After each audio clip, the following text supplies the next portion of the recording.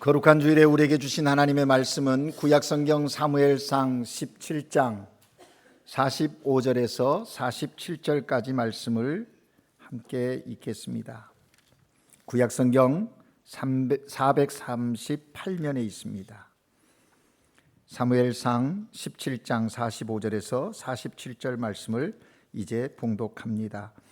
다윗이 블레셋 사람에게 이르되 너는 칼과 창 당장으로 내게 나오거니와 나는 만군의 여호와의 이름으로 곧 내 모욕하는 이스라엘 군대의 하나님의 이름으로 내게 나아가노라.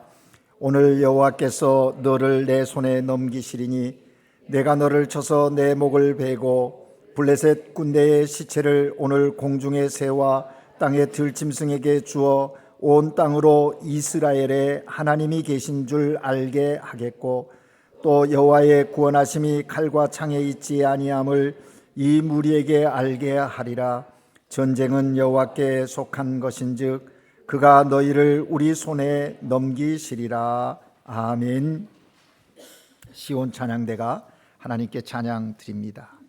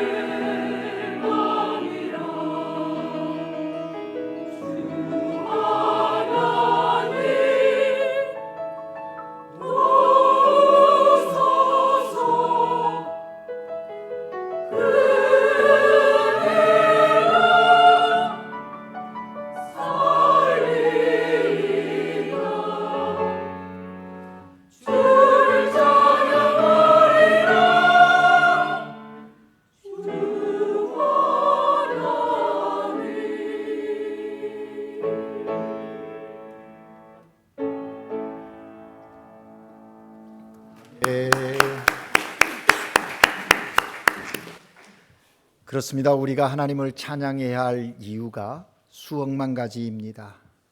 그 중에서 가장 큰 이유라면 우리를 구원하신 그 놀라운 하나님의 은혜입니다.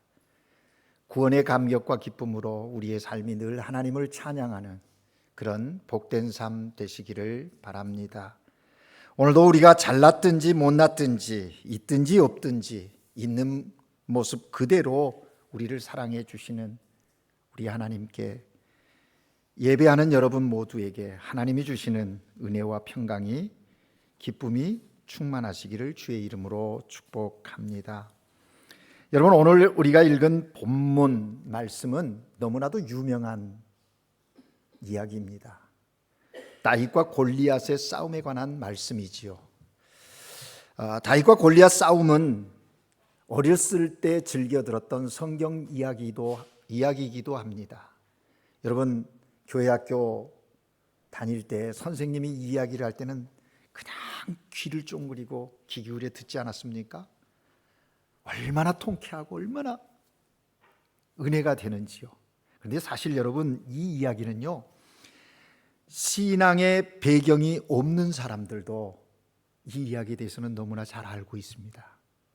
그래서 흔히 그러지 않습니까? 상대가 되지 않는 싸움, 승산이 없는 싸움을 할 때 흔히 믿음 없는 사람들도 그거는 정말 다윗과 골리앗과 같은 싸움이야, 다윗 골리앗의 싸움이야 라고 이야기를 한다는 것이죠. 소년 다윗이 골리앗 장수를 넘어뜨려서 그 목을 베고 전쟁에 승리한 이야기는 마치 영화의 한 장면의 마지막 클라이막스와 같은 그런 멋진 장면 아니겠습니까? 이런 통쾌함이 어디 있는가, 그런 생각이 드는 것이죠. 그런데 여러분, 이 놀라운 사건을 그냥 통쾌하다, 마음에 감동이 된다, 이런 정도로만 알고 멈춰야 하겠습니까?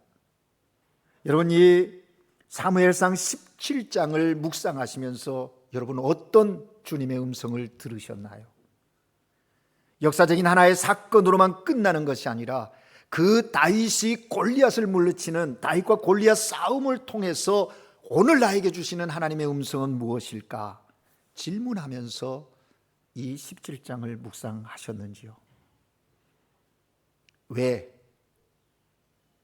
블레셋은 이스라엘을 침략했고, 침략해온 블레셋에 대항하는 이스라엘은 어떤 태도를 가지고 있었는가? 그때의 다윗은 또 어떤 태도로 블레셋을 대면했는가? 질문하면서 이 말씀을 묵상하면 성령께서 우리 각자에게 주시는 음성이 있다라는 것이죠. 그것을 내 삶에 적용하면서 그 말씀의 능력으로 우리도 오늘을 살아가야 한다라는 것입니다. 그래서 하나님은 여기에 이 사건을 기록해 놓고 있는 것이죠. 여러분, 우리가 삶을 살아가는 동안에 크고 작은 많은 문제들이 수없이 우리에게 다가옵니다. 우리에게 이런 문제, 어려움이 안 다가왔으면 좋겠는데 우리의 삶의 자리에 문제는, 어려운 일들은 끊임없이 예고도 없이 우리에게 다가오는 것이 삶의 현장입니다. 그러한 삶의 현장에서 우리는 어떻게 해야 하는가? 어떻게 보면 그 어려움과 문제들은 마치 이스라엘 앞에 선 골리앗과 같은 그런 것으로 내 앞에 다가와서 내 인생의 길을 가로막고 내가 나아가려고 하는데 방해하는 장애물로 작용하고 있지는 않느냐라는 것이죠. 오늘 이 아침 우리는 사무엘상 17장 전체를 살펴보면서 다윗과 골리앗 싸움을 통해서 하나님이 우리에게 들려주시는 음성을 들으려고 하는 것입니다.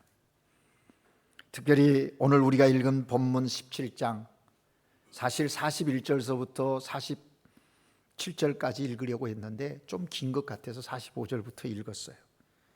이 본문의 말씀을 통해서 하나님 이름으로 나아갈 때라는 제목으로 하나님의 음성을 들으려고 해요. 여러분, 제목을 한번 따라해 주시기 바랍니다. 하나님의 이름으로 나아갈 때. 한 번 더 해볼까요? 하나님의 이름으로 나아갈 때. 눈치가 백단인 여러분은 이 제목만 들어도 이 목사 무슨 얘기하려고 하는가 짐작하고 계시는 분도 있을 것입니다. 그 짐작하고 느끼는 것도 성령이 여러분에게 주시는 은혜인 줄로 믿습니다. 이것이 오늘 말씀의 핵심입니다. 하나님의 이름으로 나아갈 때 우리의 삶의 현장 속에 다가오는 문제와 어려움 어떻게 대면해야 하는가? 하나님의 이름으로 나아갈 때 어떤 역사들이 나타나게 되는가? 이 주제를 가지고 오늘 이 본문을 살펴보려고 하는 것입니다. 우리가 하나님의 이름으로 나아갈 때 골리앗이 있는 우리의 삶의 현실을 다윗처럼 여호와의 이름으로 나아가 이기며 승리하는 삶 여러분에게 있기를 주님의 이름으로 축복합니다. 먼저는 오늘 이 17장을 잘 성경을 자꾸 보게 할 거예요. 그러니까 성경 덮지 마시고 보시라 하면 보고 함께 읽으십시다 하면 읽으시기를 바랍니다. 먼저는 우리에게 다가와 두려움을 주는 골리앗의 정체가 뭔가를 살펴보려고 합니다. 역사적으로 블레셋은 이스라엘을 괴롭히는 최대의 적이었습니다. 늘 이스라엘을 침공하는 거예요. 그래서 이스라엘을 괴롭히는 아주 대표적인 나라가 이 블레셋이었다라는 것입니다. 깊은 역사적인 배경을 갖고 있지요. 하나님께서 블레셋 사람을 다 진멸하라 했는데 진멸하지 못했어요. 그러니까 늘 이스라엘 곁에 서서 가시와 같은 역할을 하는 나라가 블레셋이었던 것입니다. 17장이 시작되는 1절에 보게 되면 이렇게 말씀하고 있습니다. 블레셋 사람들이 그들의 군대를 모으고 싸우고자 하여, 누구하여? 이스라엘과 싸우고자 해서 유다에 속한 소고에 모여서 소고와 아세 사이에 있는 에베스다임에 진을 쳤다. 이미 이스라엘 진영에 들어와서 진을 딱 치고 압박을 가하고 있는 것입니다. 블레셋이 이스라엘 땅에 들어오니까 이스라엘이 이제 대응해야 되지 않겠습니까? 그래서 2절에 보니까 사울과 이스라엘 사람들이 모여서 엘라 골짜기에 진을 치고 블레셋 사람들을 대하여 진열을 가다듬었다. 그렇게 기록하고 있는 것입니다. 그런데 이렇게 이제 대치 상태에 있는데 갑자기 블레셋 진영에 싸움을 돕는 자라고 하는 사람이 나와서 이스라엘을 압박합니다. 그가 누구입니까? 바로 가드 사람 골리앗입니다. 17장 4절에서 7절에 골리앗이 누구인지 아주 상세하게 기록해 놓고 있습니다. 그 키가 6규빗 반이다 라고 했습니다. 여러분, 여기 단위인 한 규빗은 성인 남자의 팔꿈치에서 이 중지 끝을 이야기합니다. 그러니까 대략 45cm 정도의 사이즈 규격이라는 것이죠. 그러면 6규빗 반이니까 약 2m 90 정도가 된다라는 겁니다. 상상이 갑니까? 여기 2m 되는 분 계십니까? 아무도 안 계세요. 근데 2m 90이라면 거의 3m를 육박하는 사람이 거기 지금 서 있는 겁니다. 놀라운 일이죠. 엄청난, 키도 크고 장대한데 그가 무장하는 그 장비에 대한 설명을 들어보면 노투구를 썼고 비늘 갑옷을 입었다고 했습니다. 그런데 거기에 세겔로 표현했는데 오늘날 단위로 말하면 약 그것만 킬로그램을 담으면 60kg 정도가 된다는 거예요. 창을 들고 있는데 그 창날이 7kg이라고 이야기합니다. 그 정도의 무게를 들고 있는 거죠. 이런 골리앗이 참으로 크고 힘센 용사가 지금 이스라엘 진영 앞에 나와서 이스라엘 군대를 향하여 소리칩니다. 그 소리치는 내용이 8절 9절에 있어요. 여러분 8절 9절을 한번 보십시오. 제가 읽겠습니다. 너희가 어찌하여 나와서 전열을 벌였느냐? 너희는 한 사람을 택하여 내게로 내려 보내라. 그가 나와 싸워서 나를 죽이면 우리가 너희의 종이 되겠고 만일 내가 이겨서 그를 죽이면 너희가 우리 종이 되어 우리를 섬길 것이니라. 무슨 얘기입니까? 골리앗이 이스라엘 군대를 향하여 이야기합니다. 야, 서로 싸울 필요가 뭐 있냐? 우리 대표성 있는 사람들끼리 싸워서 끝내자. 내가 블레셋의 대표로 지금 여기 나와 있으니 이스라엘에서 대표한 사람을 보내라. 그래서 우리 둘이 싸워서 만약 너희가 이기면 우리가 너희의 종이 되고 너희가 지면 너희는 우리의 종이 되게 하자. 이런 조건을 걸고 이스라엘을 압박합니다. 이 장수 골리앗이 이스라엘을 압박하니까 이스라엘에 어떤 현상이 나타났습니까? 이렇게 골리앗은 이스라엘의 마음에 두려움을 심어가지고 흔들려고 하니까 이스라엘 군대의 반응이 11절에 기록되어져 있습니다. 11절을 보십시오. 사울과 온 이스라엘이 블레셋 사람의 이 말을 듣고 놀라 크게 두려워했다. 이 말을 듣고 놀라서 두려워했다라고 표현합니다. 이스라엘에도 수많은 군사와 용사들이 있었을 것입니다. 그런데 그들은 골리앗의 말을 듣고 놀라 크게 두려워했다. 그렇게 증거하고 있습니다. 여러분, 놀라 두려워하고 있는데 이게 한 번으로 끝났으면 얼마나 좋겠습니까? 16절에 보니까 그 블레셋 사람이 40일을 조석으로 나와서 몸을 나타내었더라. 그 큰 장수가 하루 이틀도 아니고 40일 아침 저녁으로 이스라엘 진영 앞을 나와서 거니는 겁니다. 나와 싸울 수 있는 사람, 싸울 사람 나오라니까 왜 조용히 있어? 그러고 소리 지르는 겁니다. 시위를 하는 거지요. 그랬더니 이때 이스라엘은 어떻게 하고 있는가? 24절을 보십시오. 이스라엘 모든 사람이 그 사람을 보고 심히 두려워하여 그 앞에서 도망하였다. 심히 두려워하여 그 앞에서 도망했다라고 말합니다. 이스라엘 사람들은 두려움에 쌓여서 40일 동안 손가락 하나 까딱하지 못하고 두려움에 사로잡혀 벌벌 떨었다라는 거예요. 정말 아쉽지 않습니까? 이 대목쯤 되면 적어도 하나님의 택한 받은 이스라엘 백성이라면 사울이나 이스라엘 백성들 중에 하나님을 향하여 부르짖어 기도하는 기도의 사람이 있어야 되지 않겠습니까? 아니면 이들 중에 여호와여 우리를 살피소서 기도하는 그런 믿음의 사람들이 있어야 되지 않았을까요? 17장을 보면 그런 내용이 하나도 기록되어져 있어요. 혹자는 얘기하겠죠. 그런 사람이 있었을 텐데 기록하지 않은 거 아니냐. 그럴 수도 있지요. 그러나 드러나고 있지 않다라는 거예요. 얼마나 안타까운지 몰라요. 여러분, 두려움 이것은요 우리의 행동과 삶에 엄청난 영향력을 끼치는 겁니다. 두려움의 문제는 그렇게 큰 거예요. 그렇습니다. 우리 인생의 승리를 가로막는 가장 큰 적이 무엇이냐? 누가 물은다면 두려움이라고 말할 것입니다. 우리 속에 있는 두려움, 여러분 가운데 있는 두려움은 어떤 영향을 미치던가요? 우리 안에 두려움이 들어오면 우리의 삶이 소심해집니다. 생각이 소심해지고 행동이 소극적입니다. 하려고 했던 것도 멈칫하게 되고 그렇게 확신 있던 것도 흔들리기 시작한다라는 거죠. 그래서 살아갈 용기를 잃어버리기도 하고 때로는 미래에 대한 어떤 계획마저도 포기해버리는 그런 자리에 서게 하는 것이 두려움이라는 것입니다. 의사 선생님들의 이야기입니다. 질병을 치료하는 과정 속에서 이 두려움이 가장 큰 장애물이라고 이야기합니다. 의사 자신이 자기가 가지고 있는 의료적인 기술과 또 지식과 약품을 통해서 치료하는데 정녕 치료를 받고 있는 환자가 의사를 신뢰하지 않고 약을 신뢰하지 않고 두려움에 사로잡히기 시작하면 그 치료의 과정에 큰 장애물이 된다라는 것입니다. 그래서 사실 질병 치료 방해하는 가장 큰 요소 70%가 두려움이라고 이야기하는 것을 듣습니다.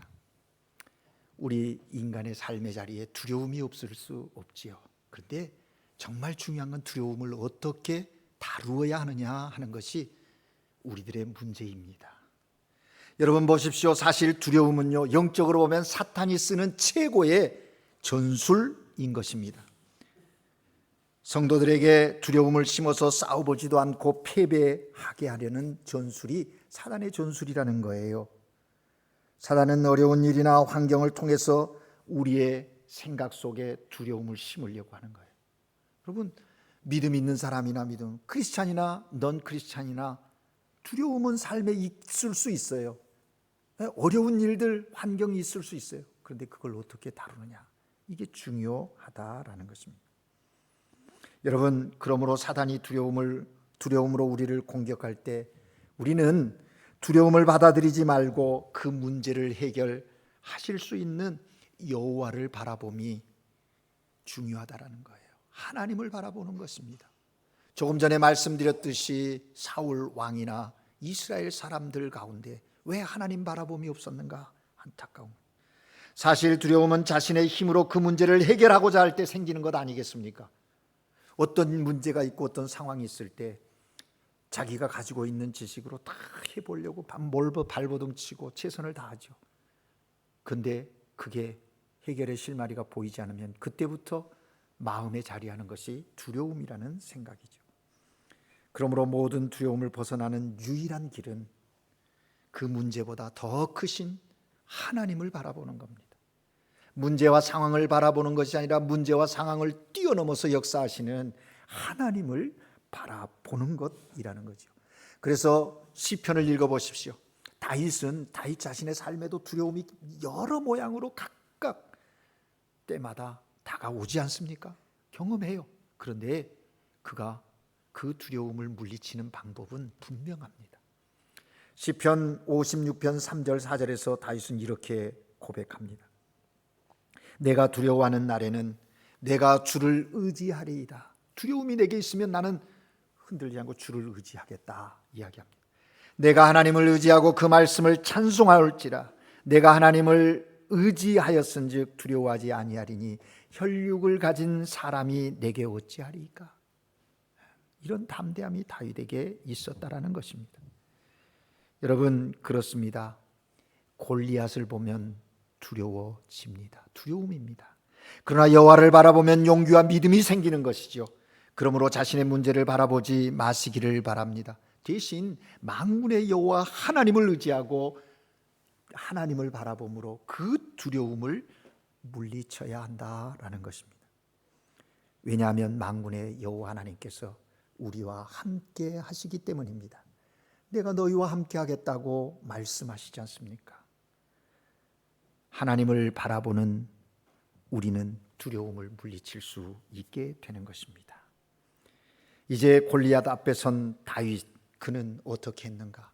지금 사울과 이스라엘 군대들이 두려움의 존재로 보고 있는 골리앗 앞에 선 다윗, 하나님의 사람, 하나님의 마음이 아픈 다윗은 어떻게 그 골리앗을 대면하는가 주목해 보려고 하는 것입니다. 그때 다윗이 아버지의 심부름으로 형들에게 떡을 갖다 주려고 그 전장의 현장에 간 겁니다. 블레셋이 공격해 오니까 이스라엘이 병력을 징집해서 전쟁터에 나간 거예요. 그런데 이새의 아들들도 그곳에 나가 있었다라는 것입니다. 거기에 나가서 보니까 다윗이 보니까 골리앗을 보기도 했고 그 골리앗 앞에 떨고 있는 이스라엘 사람들을 보았다는 것이죠. 그 상황을 보고 다윗의 반응이 어떠한가? 우리는 본문을 봐야 돼요. 26절 한번 보십시오.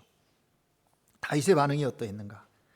다윗이 곁에 서서 있는 사람들에게 말하여 이르되 이 블레셋 사람을 죽여 이스라엘의 치욕을 제거하는 사람에게는 어떠한 대우를 하겠느냐? 이 할례받지 않은 블레셋 사람이 누구이기에 살아계신 하나님의 군대를 모욕하겠느냐라고 다윗이 반응을 합니다.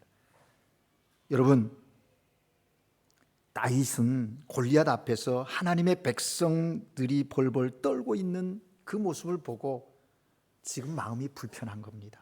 좀 더 강하게 말하면 분노가 치밀어 올랐습니다. 속이 상하고 마음이 아팠습니다. 할례받지 않은 이방 백성이 하나님의 군대를 모욕하다니 이게 있을 수 있는 일이냐라고 다윗은 의문을 토하고 있는 것입니다. 비록 다윗은 어렸지만 하나님의 이름이 땅에 떨어진 것에 대하여 영적인 분노가 마음에 생겼다라는 것이죠. 왜 다윗에게 이런 마음이 생겼을까? 다윗의 어떤 영웅심 때문이었을까요? 교만했기 때문일까요? 한 가지입니다. 하나님을 사랑하는 마음 때문입니다. 하나님을 사랑하는 마음이 다윗에게 있었기에 하나님의 이름을 모욕하고 하나님을 욕되게 하는 저들을 볼 수가 없었다라는 것이죠. 그래서 이렇게 이야기하는 거예요. 여러분에게도 이러한 거룩한 분노가 있으십니까? 하나님의 이름, 하나님의 뜻을 조롱하고 모욕하는 언사들에 대하여 여러분 어떻게 하십니까? 어떤 반응을 보이십니까? 침묵하십니까? 그렇다면 여러분 자기 자신에게 물어야, 나는 하나님을 진정으로 사랑하는가? 라고 물어야 하는 것입니다. 보이지 않는 하나님을 사랑하는 마음이 다윗으로 하여금 그런 마음을 갖게 했다라는 것이죠. 여러분에게 묻고 싶습니다. 누군가가 여러분의 남편을 욕하면 여러분 가만히 계시겠습니까? 내 사랑하는 남편에 대해서 누군가가 모욕하고, 누군가가 여러분의 부모님에 대해서 모욕하고 무시하고 욕을 하면 자녀된 여러분 가만히 계시겠습니까? 부모를 사랑하는 마음이 있기에 그런 욕을 하고 모욕하는 자를 향하여 이야기할 것 아니겠습니까? 말할 것 아니겠습니까? 다윗이 그 마음을 가지고 이 얘기를 하는 거예요. 이 할례 받지 않은 블레셋 사람이 누구이기에 살아계신 하나님을 모독한단 말인가? 다윗이 골리앗을 죽이겠다고 이제 나섭니다. 결심하고 내가 당연히 이를 죽여서 하나님의 하나님 되심을 드러내겠다고 말합니다. 그러니까 그 이야기를 형들이 듣는 거예요. 근데 형들의 반응이 여기 기록되어져 있지 않습니까? 28절을 보십시오. 형들이 다윗에게 화를 냅니다. 화를 내면서 어찌하여 여기 왔느냐? 나는 내 교만함과 마음의 완악함을 안다. 누가 얘기해요? 맏형인 엘리압이 다윗에게 이야기를 하는 거예요. 여러분, 이 일이 있기 전 16장의 사건을 기억합니까? 하나님의 종 제사장이 이새의 집에 와서 사울을 이을 왕을 택하는데 첫째 엘리압이 어떤 사람이었는지 아시지 않습니까? 이미 다 형제들 보내고 마지막 다윗에게 기름을 붓지 않았습니까? 어쩌면 그런 마음이 이 엘리압, 맏형인 엘리압 마음에 속상함이 있었는지 모릅니다. 그래서 이렇게 표현하는지는 모르지만 양은 어떻게 하고 내가 지금 이 자리에 왔느냐? 화를 내면서 나는 내 교만함과 내 마음의 완악함을 안다, 이렇게 하면서 꾸짖는 것입니다. 내가 전쟁을 구경하러 왔느냐? 전쟁이 무슨 소풍 나와서 경치 구경하는 건 줄 아느냐? 이런 의미를 가지고 맏형 엘리압이 다윗에게 말하는 거예요. 그러나 다윗은 형들의 그러한 이야기에도 기가 죽지 않습니다. 어떤 사람을 통해서 이런 사람이 있다니까 사울에게 가게 되니까 사울이 불러드립니다. 사울이 다윗을 보자니까 다윗이 사울 앞에 직접 서지요. 그게 32절이에요. 다 같이 한번 읽어볼까요? 32절 말씀 같이 읽습니다. 시작. 그로 말미암아 사람이 낙담하지 말 것이라 주의 종이 가서 저 블레셋 사람과 싸우리이다. 아멘. 무슨 얘기입니까? 그로 말미암아, 저 골리앗으로 말미암아 하나님의 사람들이, 하나님의 백성들이 낙담해서는 안 됩니다. 주의 종이 가서 저 블레셋과 싸우겠습니다 라고 다윗은 왕에게 낙담하지 말라고 하면서 자신이 나가 싸우겠다고 이야기합니다. 이때 사울 왕의 대답이 무엇입니까? 33절입니다. 보십시오. 사울이 다윗에게 이르되 내가 가서 저 블레셋 사람과 싸울 수 없으리니 너는 소년이고 그는 어려서부터 용사임이라. 사울은 단번에 다윗에게 부정적인 말을 합니다. 아니야, 안 돼. 너는 말이야 정말 어린 소년이고 저 앞에 있는 골리앗은 어려서부터 용사였어. 그러니까 게임이 안 돼, 잽이 안 돼. 이런 이야기를 한 겁니다. 그러나 다윗은 골리앗을 전혀 두려워하지 않았습니다. 그래서 그런 말하는 사울에게 다시 한번 선포하죠. 36절 37절입니다. 주의 종이 사자와 곰도 쳤은즉 살아계신 하나님의 군대를 모욕하는 이 할례 받지 못하는 블레셋 사람이니까 여호와께서 나를 사자의 발톱과 곰의 발톱에서 건져내셨은즉 나를 이 블레셋 사람의 손에서 건져내시리이다. 여러분 보십시오. 다윗의 용기의 근거가 무모한 것이 아닙니다. 근거가 분명히 있는 거예요. 뭡니까? 여호와께서 사자의 발톱과 곰의 발톱에서 자신을 건져 주었다는 거예요. 등치 큰 어린 소녀 시대에 양을 치고 목동의 일을 할 때에도 이런 일들이 여러 차례 있었다는 거예요.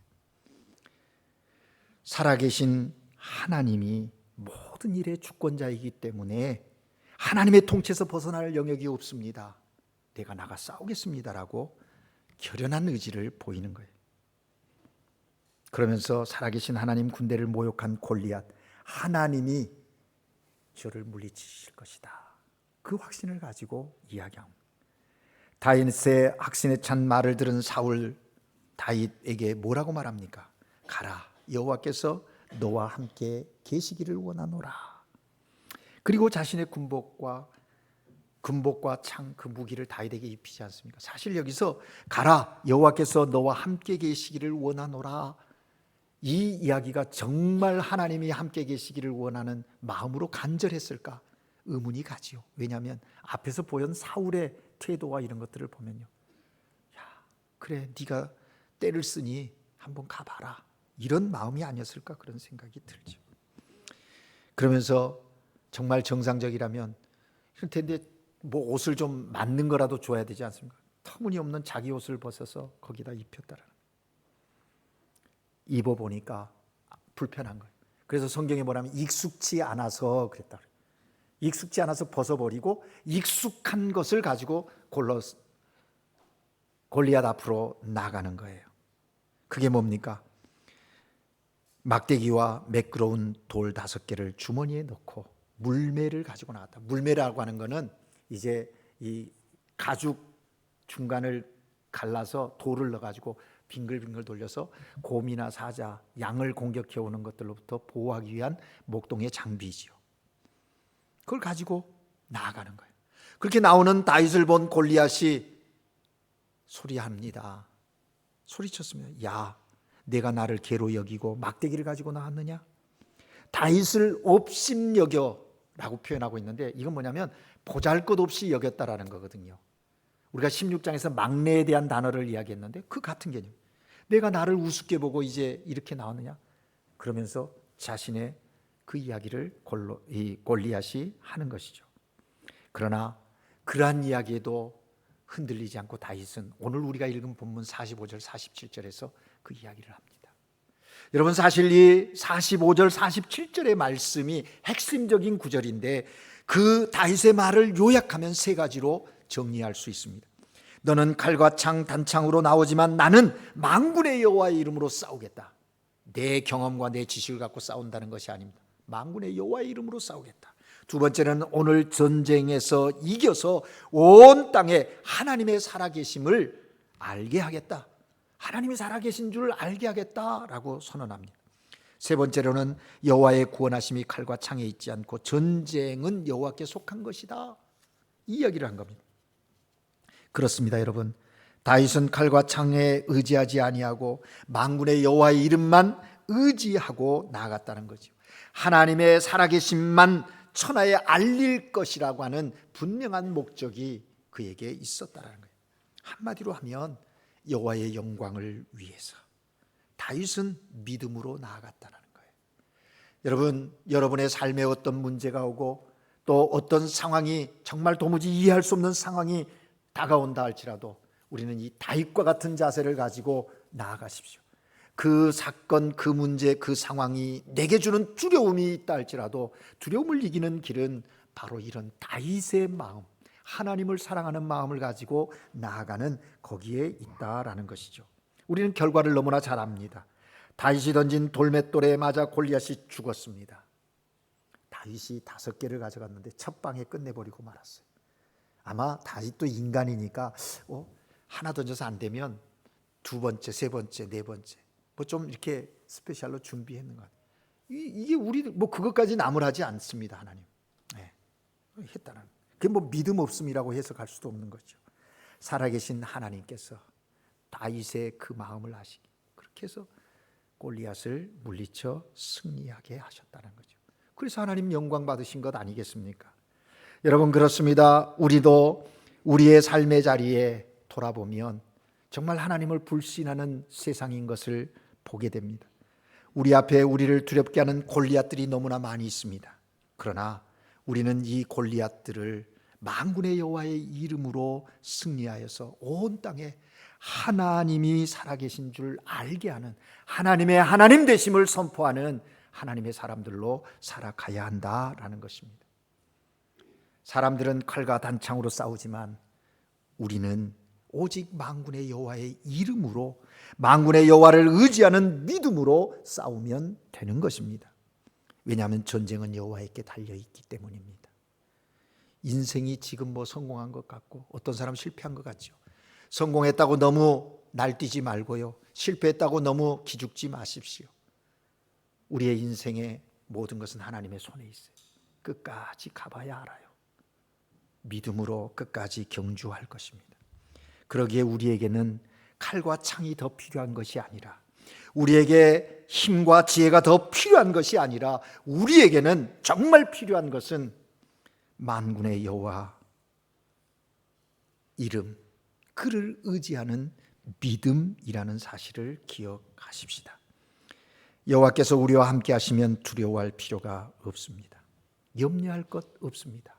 그래서 하나님은 이사야를 통해서 우리에게 말씀하지 않습니까? 두려워 말라, 내가 너와 함께함이라. 놀라지 말라, 내가 내 하나님이 됨이라. 내가 너를 굳세게 하리라. 참으로 너를 도와주리라. 나의 의로운 손으로 너를 붙들리라. 주님 말씀하시는 거예요. 여러분, 우리의 삶의 자리에 어떤 골리앗이 있습니까? 다윗처럼 하나님의 이름의 능력을 체험하기를 사모하면서 하나님의 이름으로 삶의 자리에 있는 골리앗을 향하여 담대히 하나님의 이름으로 나아가시기를 바랍니다.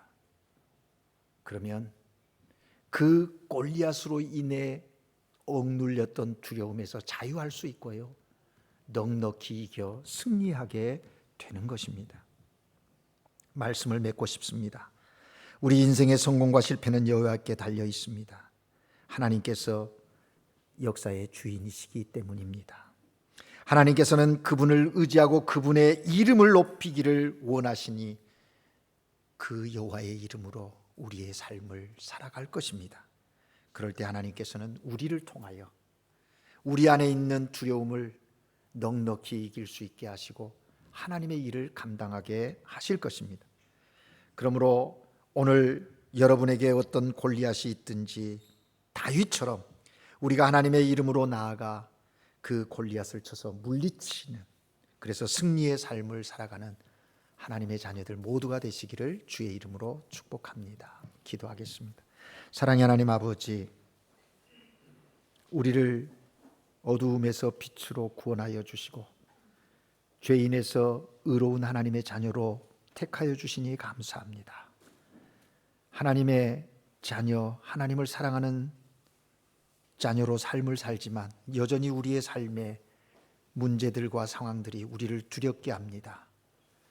이 두려움에 눌리지 않게 하시고 묶이지 않게 하시고 여호와 하나님을 바라봄으로 여호와의 이름으로 담대히 나아가 그 두려움을 이겨 승리하는 하나님의 사람들 되게 하여 주시옵소서. 하나님을 사랑한 다윗처럼 오늘 이 시대에 우리도 우리 앞에 있는 골리앗을 넉넉히 물리치고 믿음으로 승리하는 하나님의 백성들, 주님의 교회 공동체 되게 하옵소서.